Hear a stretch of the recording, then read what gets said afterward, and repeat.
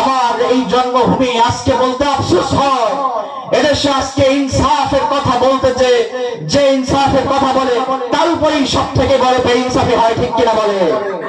আমার ভাই শরীফ ওসমান হাদি ইনসাফের কথা বলেছিল, ওই গাদ্দাররা ভারতীয় তাবেদাররা তাকে পৃথিবী থেকে সরিয়ে দিয়েছে, বলেন ঠিক কিনা?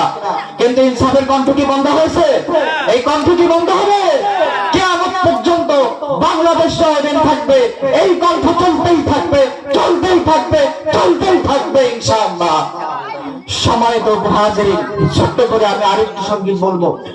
ও আমার মাতৃভূমি, ও আমার মাতৃভূমি, নয়তো তুমি জুলুম বাজে রাজ্যখানা, তোমাতে মাথা রেখে খুঁজি সুখের ঠিকানা, তোমাতে মাথা রেখে খুঁজি সুখের ঠিকানা।